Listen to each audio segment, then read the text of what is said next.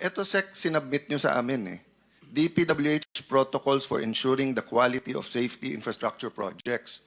According sa makapal na memo na to, from the central office all the way down to the DE, meron silang quality control.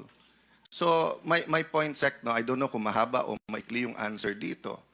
Pero if you find the ghost, yung point nga ni Senator Bram, grabe yung dami ng taong nakisama doon. But having said that, Sec, nakalagay dito sa memo nyo that the quality control should be submitted all the way up to the USEC.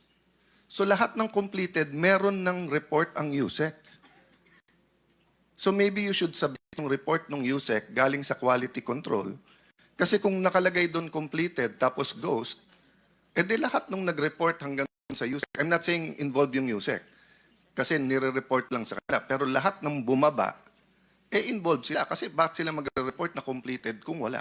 So I just submit that point, Mr. Chair. No? And maybe the Secretary can give us an insight. Paano ba nagwo-work to? Tama pa yan. I think, yes, we have instituted actually that a protocol, Your Honor, that from the top, there are quality assurance units that the department would field in looking at some of the projects. Not all the projects, Your Honor, because there are thousands of projects that we implement in a year. So there is yung quality assurance units namin would go into a region and So, assuming, Sec, na hindi lahat may quality assurance, pero reporting-wise, lahat ng completed, umaakit yan, di ba? yes po, yes. Oh, so, until what point ang kailangan may physical na na-verify? So, if the DE reports that it's finished, it's a district engineer project, or the regional office says kompleto to, pag nag-report siya sa ASEC, titignan ba ng ASEC yun, or take the regional directors? I think yun yung gusto namin ma-clarify para alam namin kung sino ipatatawag namin. Yes. Meron po yung quality assurance unit in all levels, Your Honor. Meron sa district office, meron din sa regional office, and meron din sa national level, Your Honor.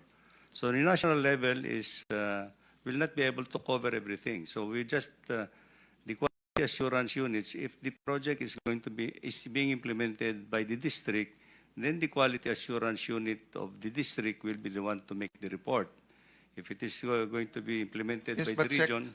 Presidente na nagsabi at kayo na nagsabing mukhang may ghost. Opo.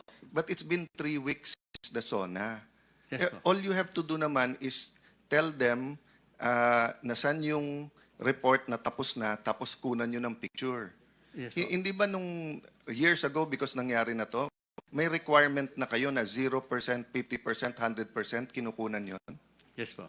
Tinanggal nyo ba yung requirement na yon?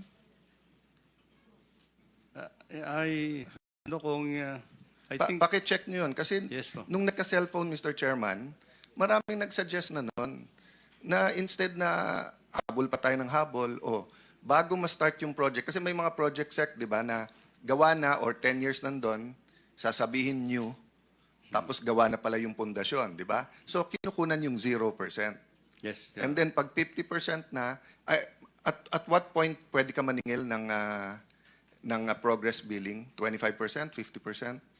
Di ba may mobilization? Ano yung susunod na pwede kang humingil? After 15, yeah. After? 20%. Yeah. Hindi naman pwedeng walang documentation yung 20% na yun, di ba? Yeah, meron po. So kasi pagka ghost ni 20% wala. Yeah. So dapat may picture man lang yun. So I'm just pointing out, Mr. Chairman, I'll stop there, na may paper trail at meron technology to deal with that. So kung tinanggal yun, alam na natin na may binabalak. Thank you, Senator Cayetano. Mr.